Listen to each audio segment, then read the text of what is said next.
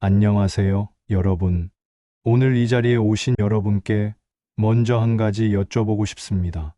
혹시 최근에 이런 말을 들으신 적 있으신가요? 혈당 수치가 좀 높네요. 당뇨 전 단계입니다. 이제 당뇨 관리를 시작하셔야 할 것 같습니다. 그 순간 머릿속이 하얘지셨던 분들 계실 겁니다. 이제 단 것은 평생 못 먹겠구나. 운동을 매일 해야 하나? 인슐린 주사를 맞아야 하나? 이 병이 나을 수는 있는 건가? 오늘 그 모든 질문에 하나씩 답해드리겠습니다. 당뇨는 무섭고 복잡한 병처럼 느껴지지만 사실 제대로 알고 제대로 관리하면 건강한 사람과 다를 바 없는 삶을 사실 수 있습니다. 핵심은 딱 하나입니다. 아는 것이 힘입니다. 오늘은 총 6개의 챕터로 나누어 당뇨의 원인부터 식단, 운동, 약물 치료, 자가 혈당 측정, 그리고 합병증 예방과 마음 관리까지 순서대로 말씀드리겠습니다. 끝까지 함께 해주시면 반드시 도움이 되실 겁니다. 자, 첫 번째 챕터입니다. 당뇨를 이해하려면 먼저 우리 몸이 에너지를 어떻게 쓰는지부터 알아야 합니다. 우리가 밥을 먹으면 음식 속의 탄수화물이 소화되면서 포도당, 즉 당으로 바뀝니다. 이 당은 혈액을 타고 온몸을 돌아다니다가 결국 세포 속으로 들어가서 에너지로 쓰입니다. 그런데 이 과정에는 아주 중요한 열쇠가 필요합니다. 바로 인슐린입니다. 인슐린은 췌장에서 만들어지는 호르몬인데 세포 문을 여는 열쇠 역할을 합니다. 당이 혈액 속에 들어오면 췌장이 자, 이제 세포 문 열어 하고 인슐린을 내보냅니다. 그러면 세포가 문을 열고 당을 받아들여 에너지로 씁니다. 그런데 이 열쇠가 고장 나거나 부족해지면 어떻게 될까요? 당은 세포 속으로 들어가지 못하고 혈액 속에 그대로 남아 떠돌아다닙니다. 세포는 에너지가 없어 굶주리는데 혈액 속에는 당이 넘쳐나는 기이한 상황이 벌어지는 거죠. 이것이 바로 당뇨병입니다. 이 상태가 오래 지속되면 혈관이 손상되고 신경이 망가지고 눈과 콩팥, 발 등 온몸 곳곳에 합병증이 생기게 됩니다. 그래서 당뇨는 조용한 살인자라고도 불리죠. 당뇨에는 크게 두 가지 종류가 있습니다. 일형 당뇨는 췌장이 인슐린 자체를 아예 만들지 못하는 경우입니다.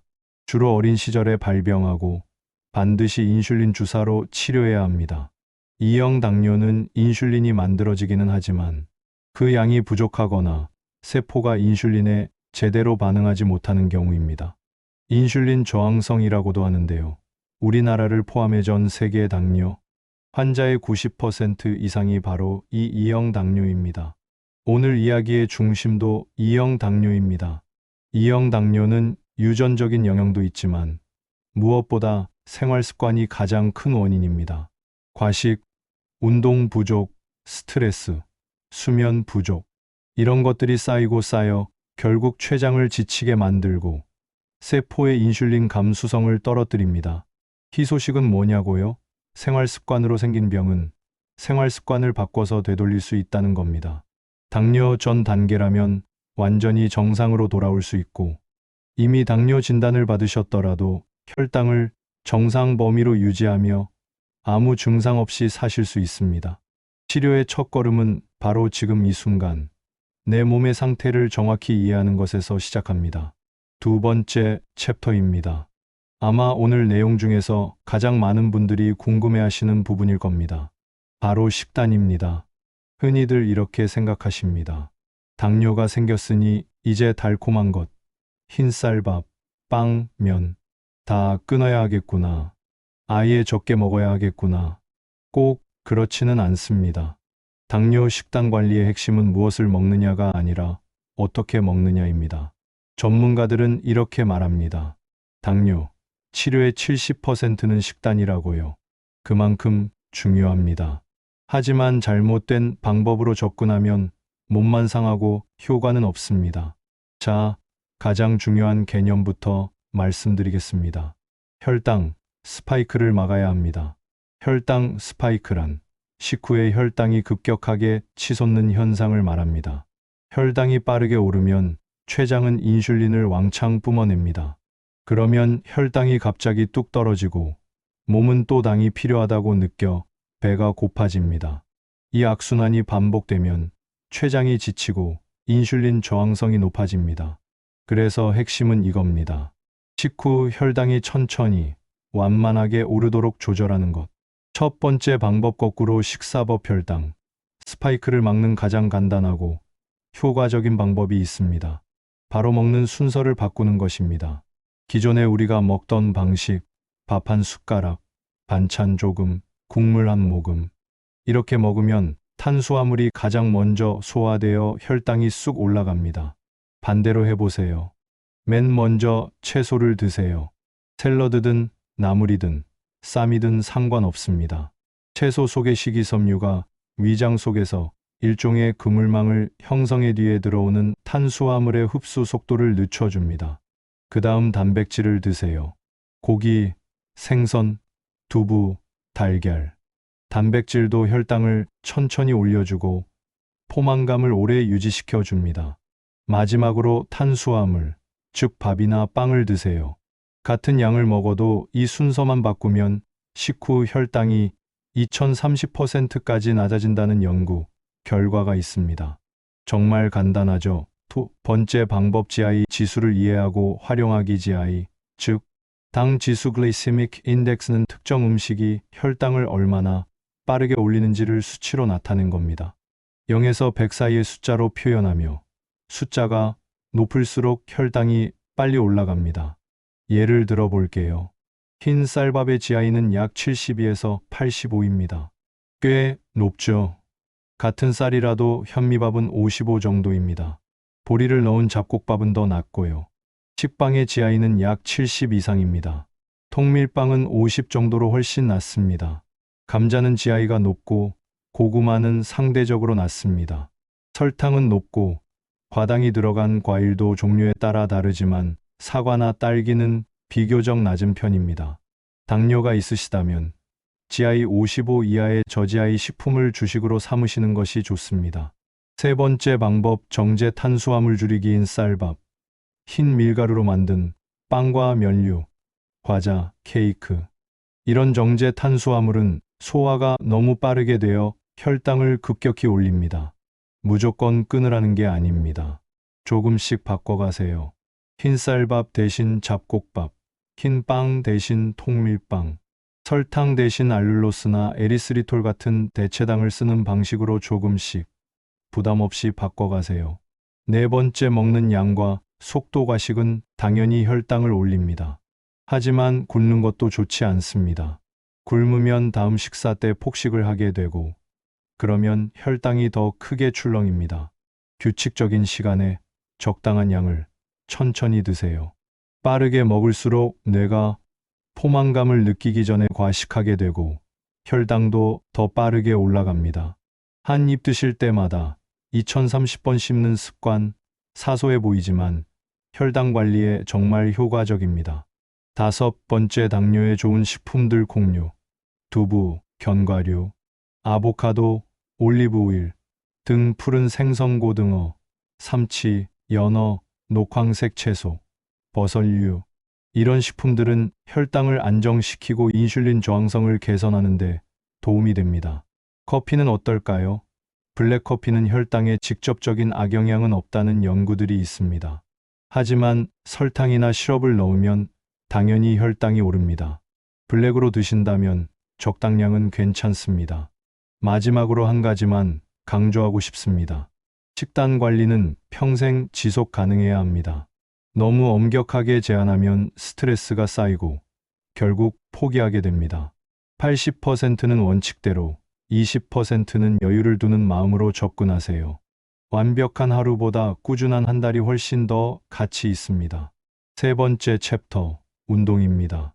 운동은 당뇨 치료에서 식단만큼이나 어떤 면에서는 그 이상으로 중요합니다. 왜냐하면 운동은 약 없이도 혈당을 직접적으로 낮출 수 있는 가장 강력한 도구이기 때문입니다. 원리를 먼저 이해해 볼게요. 우리가 몸을 움직이면 근육이 에너지를 필요로 합니다. 그런데 이때 근육은 인슐린 없이도 혈액 속에 포도당을 직접 가져다 쓸 수 있습니다. 즉, 운동 자체가 인슐린의 역할을 대신하는 겁니다. 운동을 하는 동안은 물론이고, 운동이 끝난 후에도 몇 시간 동안 이 효과가 지속됩니다. 규칙적으로 운동하면 인슐린 민감도, 즉 세포가 인슐린에 반응하는 능력 자체가 높아집니다. 쉽게 말하면 운동은 낡고 둔해진 자물쇠를 새 것처럼 바꿔주는 겁니다. 언제 운동하면 좋을까요? 가장 효과적인 타이밍은 식후 30분에서 1시간 사이입니다. 밥을 먹고 나서 혈당이 가장 높아지는 시간이 바로 이때입니다. 이 시간에 몸을 움직이면 치솟으려는 혈당을 그 자리에서 소모시킬 수 있습니다. 식후에 10분, 15분이라도 가볍게 걷는 것만으로도 식후 혈당을 의미 있게 낮출 수 있다는 연구 결과가 많습니다. 오늘 당장 시작하실 수 있습니다. 어떤 운동이 좋을까요? 크게 두 가지로 나눌 수 있습니다. 첫 번째는 유산소 운동입니다. 걷기, 빠르게 걷기, 자전거, 수영, 줄넘기, 댄스. 숨이 약간 가쁠 정도의 강도로 30분 이상 꾸준히 하는 운동입니다. 혈당을 즉각적으로 낮추는 데 탁월합니다. 두 번째는 근력 운동입니다. 스쿼트, 런지, 아령들기, 팔굽혀펴기.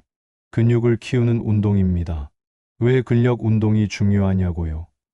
근육은 혈당의 저장고 역할을 합니다. 특히 허벅지 근육처럼 우리 몸에서 가장 큰 근육들이 혈당을 흡수하고 저장하는 능력이 탁월합니다. 근육량이 많을수록 같은 양의 당을 먹어도 혈당이 덜 오릅니다. 나이가 드실수록 근육량이 자연스럽게 줄어드는데, 이게 노년기 당뇨 발생의 주요 원인 중 하나입니다. 지금 당장 앉았다 일어서기, 벽 짚고 팔굽혀펴기부터 시작해 보세요. 유산소와 근력 운동을 함께 병행하는 것이 가장 이상적입니다. 얼마나 운동해야 할까요? 세계 당뇨병 학회에서는 일주일에 150분 이상의 중강도 유산소 운동을 권장합니다. 하루로 계산하면 약 20-30분, 일주일에 5일 정도입니다. 처음부터 완벽하게 하려고 하지 마세요. 처음엔 10분이라도, 계단 대신 걷기부터라도 시작하세요. 작은 습관이 쌓여 큰 변화가 됩니다. 주의사항 한 가지, 운동은 혈당을 낮추는 효과가 있기 때문에 인슐린을 사용하시는 분들은 운동 중 저혈당이 올 수 있습니다. 운동 전에 혈당을 체크하시고 간식을 챙겨 다니시는 습관이 중요합니다. 혈당이 70ml 이하로 낮을 때는 격렬한 운동을 삼가시고 당분을 먼저 보충하세요. 운동은 약입니다. 그리고 부작용이 거의 없는 최고의 약입니다. 네 번째 챕터입니다. 약 이야기를 할 시간입니다. 어떤 분들은 약을 먹는다는 것 자체에 거부감을 느끼십니다. 약에 의존하면 안 되는 거 아니야? 한번 먹으면 평생 먹어야 한대. 약 대신 자연 치료로 해야지. 이런 생각들 충분히 이해합니다. 하지만 한 가지 분명히 말씀드리겠습니다. 혈당이 오랫동안 높은 상태로 방치되면 혈관과 신경이 손상됩니다. 그 손상은 되돌리기 어렵습니다. 눈이 나빠지고 신장이 망가지고 발의 감각이 없어지는 합병증은 예방이 훨씬 중요합니다. 생활 습관 개선만으로 혈당이 조절된다면 정말 좋습니다. 하지만 그것만으로 부족할 때 현대 의학의 도움을 받는 것은 약점이 아니라 지혜입니다. 경구 혈당 강화제 입으로 삼키는 알약 형태의 약입니다. 종류가 다양한데 크게 몇 가지로 나눌 수 있습니다. 첫째, 인슐린 분비를 촉진하는 약입니다. 췌장을 자극해서 인슐린을 더 많이 만들게 합니다. 효과는 빠르지만 저혈당이 올 수 있어 주의가 필요합니다. 둘째, 인슐린 저항성을 개선하는 약입니다. 메트포르민이 대표적인데요. 전 세계에서 가장 많이 처방되는 당뇨약입니다. 세포가 인슐린에 더 잘 반응하도록 도와주고 간에서 포도당이 과다 생산되는 것도 억제합니다. 체중 감소에도 도움이 됩니다. 셋째, 포도당 흡수를 억제하는 약입니다. 음식에서 당이 흡수되는 속도를 늦추거나 신장에서 포도당이 소변으로 배출되도록 돕는 약들도 있습니다. SGLT-2 억제제라고 불리는 계열의 약들이 여기에 해당하는데, 최근에는 심장 보호와 신장 보호 효과까지 인정받고 있습니다. 인슐린 주사까지 맞아야 한다고요? 그건 당뇨가 정말 심각해진 거 아닌가요? 이렇게 생각하시는 분들이 많습니다.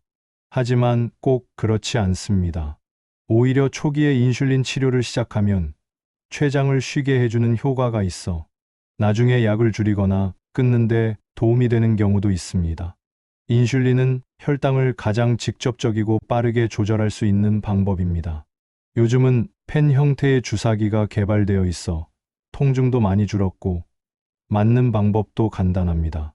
가장 중요한 한 가지, 약을 임의로 중단하지 마세요. 혈당이 좀 좋아졌다고, 부작용이 걱정된다고, 돈이 아깝다고, 다양한 이유로 약을 갑자기 끊으시는 분들이 계십니다.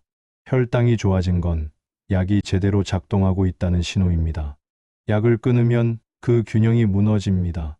약물의 변화가 필요하다면 반드시 담당 의사와 상의해서 결정하세요. 약은 내 몸의 균형을 잡아주는 든든한 안전장치입니다. 5번째 챕터입니다. 한 가지 비유를 들어볼게요. 운전 중에 속도계가 없다면 어떨까요? 달리는 건 달리는데 얼마나 빠른지, 제한 속도를 넘겼는지, 언제 속도를 줄여야 하는지 알 수가 없습니다. 사고가 날 수밖에 없습니다. 혈당 측정기는 바로 그 속도계 역할입니다. 보이지 않는 적과 싸울 수는 없습니다. 당뇨의 가장 무서운 점은 증상이 없다는 겁니다. 혈당이 높아도 처음에는 아무렇지 않은 경우가 많습니다. 그러다가 어느 순간 합병증이 나타납니다. 자가 혈당 측정을 통해 내 몸이 특정 음식에 어떻게 반응하는지, 어떤 운동이 혈당을 얼마나 낮추는지, 오늘의 혈당 패턴이 어떤지를 데이터로 확인할 수 있습니다. 언제 재야 할까요? 가장 기본적인 측정 시점은 2가지입니다. 첫째, 공복 혈당입니다. 아침에 일어나서 아무것도 먹기 전에 재는 혈당입니다. 정상 범위는 100ml 미만이고 당뇨 환자의 목표치는 보통 80-130ml 사이입니다. 둘째, 식후 2시간 혈당입니다. 밥을 먹기 시작한 시점에서 2시간 후에 재는 혈당입니다. 정상 범위는 140ml 미만이고 당뇨 환자의 목표치는 180ml 미만입니다. 이 2가지를 꾸준히 기록하면 내 몸의 혈당 패턴을 파악할 수 있습니다. 오늘 아침에 잡곡밥 먹었더니 식후 혈당이 150이 나왔네. 흰쌀밥 먹었을 때는 200이 넘었었는데 많이 줄었다. 산책을 30분 했더니 혈당이 20포인트 떨어졌네. 스트레스 받은 날은 혈당이 유독 높네. 이런 발견들이 내 치료를 맞춤화하는 데 큰 도움이 됩니다. 측정 기록은 최고의 치료. 지도병원에 가실 때 혈당 기록지를 가져가세요. 담당 의사 선생님께서 훨씬 정확하게 치료 방향을 잡을 수 있습니다. 언제 혈당이 높아요? 라는 질문에 기억에 의존해서 대답하는 것과 2주치 데이터를 보여드리는 것은 완전히 다른 이야기입니다. 요즘은 스마트폰 앱과 연동되는 혈당 측정기도 많이 나와 있어서 자동으로 그래프를 그려주고 패턴을 분석해 주기도 합니다. 최근에는 피부에 붙이는 작은 센서가 24시간 실시간으로 혈당을 측정해주는 연속 혈당 측정기도 있습니다. 손가락을 찌르지 않아도 되고 자는 동안의 혈당도 파악할 수 있습니다. 아직은 가격이 부담스럽지만 보험급여 대상이 점차 확대되고 있으니 의사 선생님과 상의해 보세요. 자가 혈당 측정은 두려움이 아니라 내 몸과 대화하는 도구입니다. 숫자가 높게 나왔다고 좌절하지 마세요. 그 숫자는 내 몸이 보내는 정보입니다. 그 정보를 활용해서 오늘 저녁 밥을 조금 줄이고 내일 아침 산책을 10분 더 하면 됩니다. 6번째, 마지막 챕터입니다. 당뇨가 무서운 이유는 당뇨 자체가 아니라 합병증 때문입니다. 당뇨 합병증은 크게 2가지로 나뉩니다. 미세혈관 합병증은 작은 혈관들이 손상되면서 생깁니다. 눈의 망막에 있는 미세혈관이 손상되면 당뇨망막병증이 생겨 시력을 잃을 수 있습니다. 신장의 미세혈관이 망가지면 당뇨신장병증이 생겨 심하면 투석을 해야 합니다. 신경의 혈액 공급이 줄어들면 당뇨신경병증이 생겨 발이 저리고 감각이 없어집니다. 대혈관 합병증은 큰 혈관이 손상되면서 생깁니다. 심장으로 가는 혈관이 막히면 심근경색, 뇌로 가는 혈관이 막히면 뇌졸중입니다. 무섭게 들리죠? 네, 실제로 무섭습니다. 하지만 이 모든 합병증은 혈당을 잘 관리하면 충분히 예방할 수 있습니다. 혈당이 정상 범위에서 유지되면 혈관은 손상되지 않습니다. 수십 년을 당뇨와 함께 살아도 합병증 없이 건강하게 지내시는 분들이 많습니다. 그 비결은 단 하나, 꾸준한 관리입니다. 당뇨 환자라면 아래의 검진을 규칙적으로 받으셔야 합니다. 당화혈색소 매일 검사는 3개월 평균 혈당을 반영하는 지표입니다. 6개월마다 체크하세요. 목표치는 보통 7% 미만입니다. 안과 검진은 매년 받으세요. 당뇨 망막병증은 초기에는 증상이 없습니다. 시력이 괜찮다고 검진을 미루시면 안 됩니다. 신장 기능 검사도 매년 받으세요. 소변 검사와 혈액 검사로 간단히 확인할 수 있습니다. 발 관리를 잊으시면 안 됩니다. 당뇨가 있으시면 발의 감각이 떨어져 작은 상처도 모르고 지나칠 수 있습니다. 매일 발을 살펴보시고 굳은 살이나 상처가 생기면 바로 병원에 가세요. 당뇨발은 조기에 발견하면 간단하게 치료되지만 방치하면 절단까지 이어질 수 있습니다. 혈압과 콜레스테롤도 함께 관리해야 합니다. 당뇨 환자에게는 혈압과 혈중 지질 수치도 심혈관 합병증의 주요 위험 인자입니다. 이제 마지막 이야기를 드리겠습니다. 어쩌면 가장 중요한 이야기일 수도 있습니다. 당뇨 환자 중 상당수가 우울증이나 불안증을 경험합니다.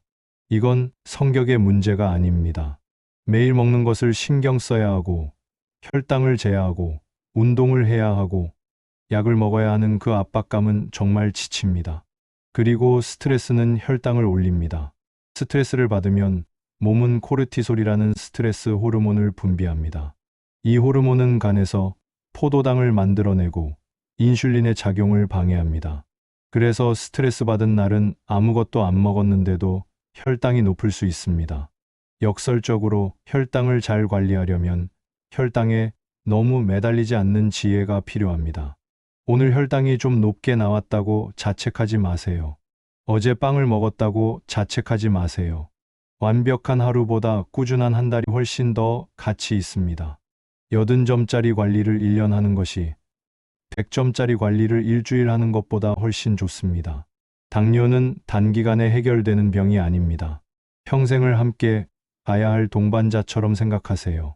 너무 싸우려고 하지 말고 잘 달래가면서 공존하는 법을 찾으세요.